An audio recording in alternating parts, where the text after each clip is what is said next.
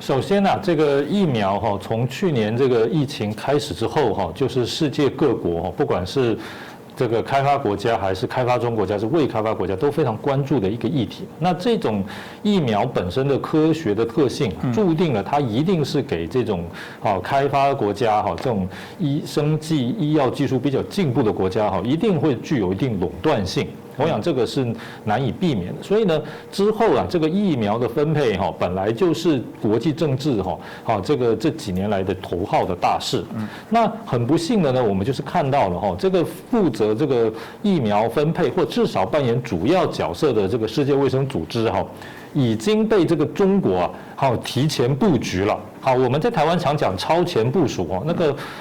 目前中国在世界卫生组织可以说是也超前部署了，他很早就把他的人就放进去了。然后呢，这个在过去几年呢，借由阻挠台湾参加世界卫生大会哈，已经显现了中国在这个组织里面的部署啊，跟他的这种着力哈，已经有一定的成效了。那现在来讲呢，刚才主持人跟石满先讲到这个以疫谋霸的问题哈，刚好中国现在也透过这个世界组织。卫生组织在支持他这个以疫谋霸的阴谋。一方面呢，他这个对这个第三世界国家呢表达一种善意说这个他呢可以主动的捐赠主动的援助另外一方面呢世界卫生组织要求说各大国呢都拿出一定份额的疫苗来让世界卫生组织统一分配。在这一点来讲中国的配合度相对来讲就比较低了，它的重点是他自己来分配让大家直接感谢他。这一点我觉得这个疫苗外交目前看起来恐怕很多国家是直接受到影响。也就是说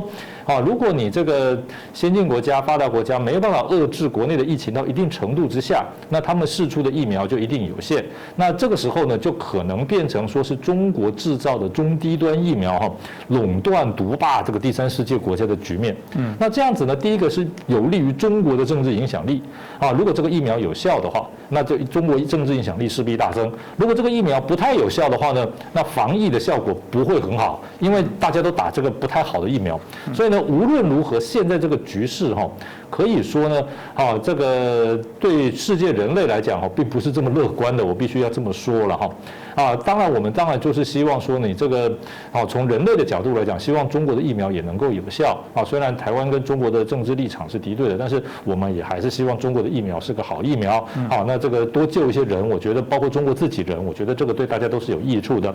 但这毕竟不是说一个这个科学的现实，不是说我们的这个主观的想望就能够立刻克服的事情。所以我总结一下，就是现在世界的局面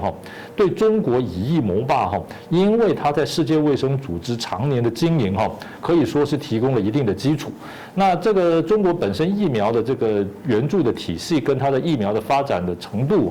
它的效力对世界局势恐怕会起到一个过去我们所没有办法想象的影响这点是第二个。那么站在台湾的角度呢，当然我认为呢现在这个应该还是要跟世界各国积极的合作吸取防疫的经验，不管是在疫苗的获得跟施打，然后这个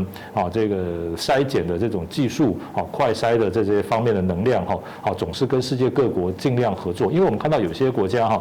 这个疫情已经逐渐降下来了，虽然还没有降到一个完全令人满意的程度，但至少代表能够降下来，就代表他们的方法是有效的。那我们怎么样学习这些有效的方法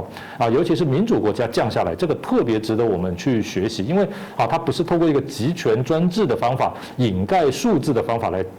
强制下降，而是呢透过一个合理、公平基本符合民主也符合科学态度的方式来下降。我认为这个应该是这个我们台湾呢要跟这些国家积极学习。那这些国家呢也希望能够开诚布公把他们这种已经这个从高峰下降然后又符合科学、符合民主的这种管理模式这种防疫模式能够跟世界其他国家相互的这个沟通交流，甚至于支援。我想这个全世界才有机会早一点摆脱少数国家以疫谋霸，或者是这种疫情始终肆虐的这个困境。